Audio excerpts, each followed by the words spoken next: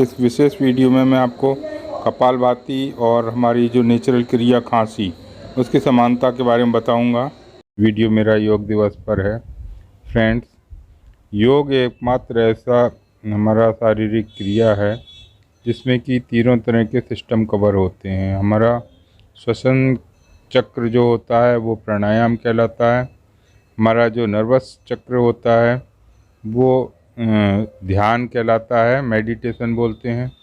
और जो हमारा फूड सिस्टम होता है जिसको कि हम डाइजेस्टिव सिस्टम कहते हैं, उसका जो चक्र होता है वो हमारे जो योग के जो दूसरी क्रिया होती हैं उनसे पूरा होता है। तो ये कंप्लीट एक्सरसाइज होती है, केवल योग के अलावा किसी में नहीं। तो अब मैं विशेष जो वीडियो हमारा वो है कि कपालभाति और खांसी, या मतलब हमारा जो श्वसन चक्र है उससे रिलेटेड जो 3 नेचुरल क्रिया होती हैं वो किस तरह हमारा कपालभाति और अनुलोम विलोम आदि से जुड़ा हुआ है। तो इसी पर वीडियो है।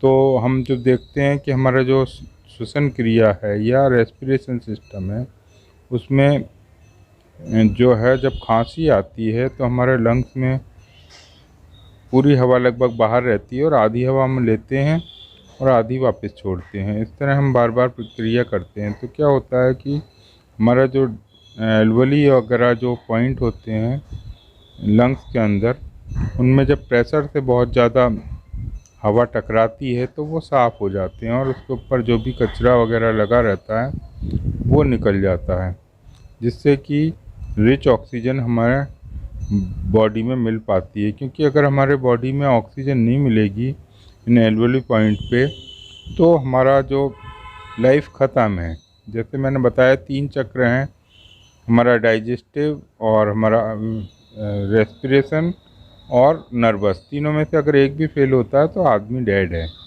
तो ये हमारा जो रेस्पिरेशन सिस्टम है इसको होके रखता है और इसी से ऑक्सीजन हमारे ब्लड में मिलती है। और अगर हमारे ब्लड में ऑक्सीजन नहीं मिले तो आप सोचिए कि हमारा जीवन ख़त्म। तो ये एक विशेष जानकारी है कि हम आधी ही सांस लेते हैं।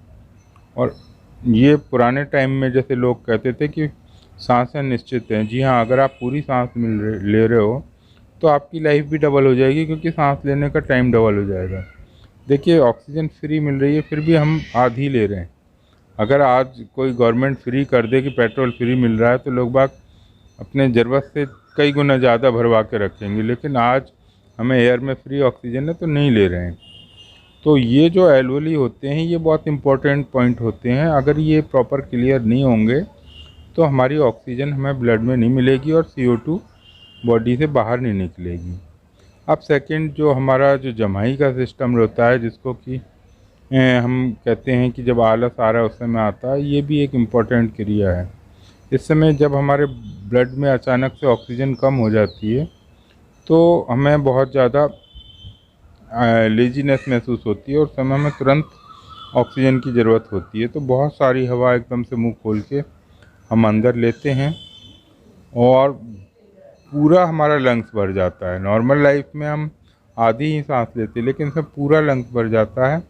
और फिर जैसे ही वो फुल हो जाता है तो अचानक वापस से वो सारा छोड़ते हैं हम। तो ये एक कंप्लीट सांस होती है और कायदे से तो हमें पूरी सांस ऐसे ही लेनी चाहिए हमेशा। जैसे कि हमारा प्राणायाम में जो भस्त्रिका और अनुलोम विलोम और कपालभाति, ये तीनों है। तो इसमें कपालभाति स्पेशली इसलिए इम्पोर्टेंट है क्योंकि हमारे लंग्स में कैपेसिटी कम होती है और लोगों को सांस लेने की जो ट्रेंड बन गया है वो हाफ सांस का है।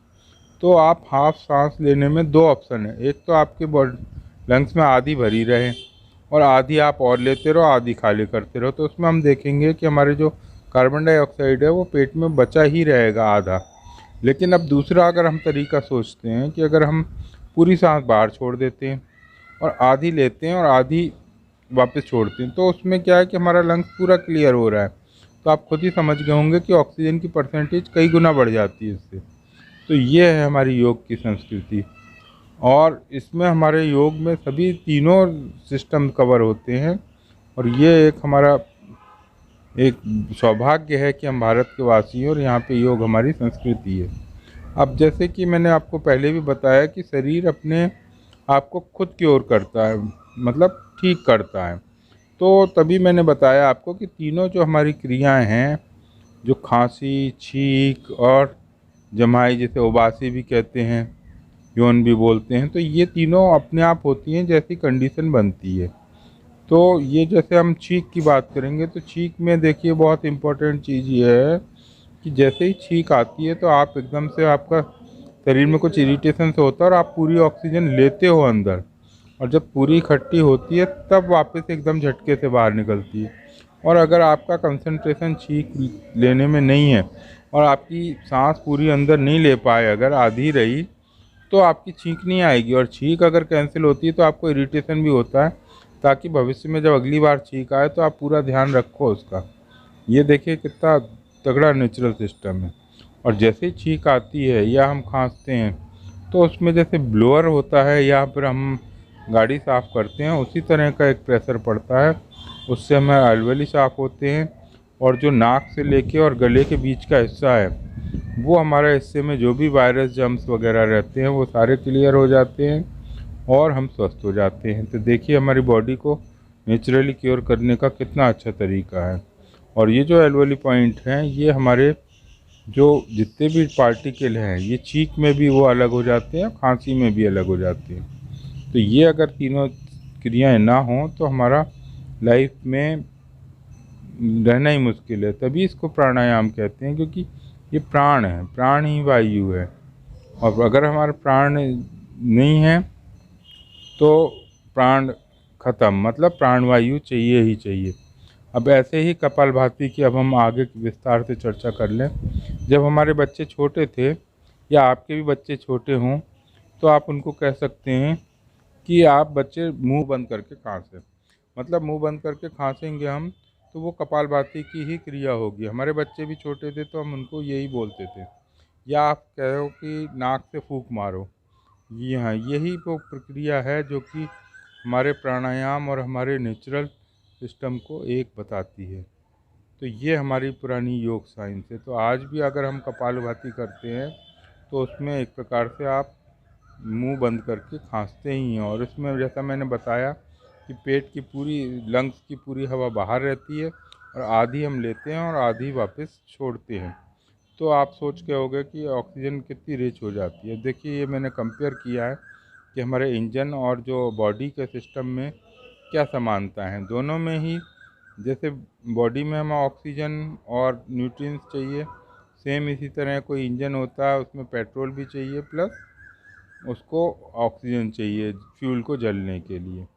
अब हम बात करते हैं हमारा जो डाइजेस्टिव सिस्टम होता है। तो डाइजेस्टिव सिस्टम में भी सेम हमारा होता है। हमारा जो फूड पाइप से जो फूड आता है, वो हमारा जो जितने भी हमारी आंतें होती हैं उसके चारों तरफ एक छोटे छोटे पॉइंट होते हैं जो कि हमारे फूड में से न्यूट्रिएंट्स को लेते हैं।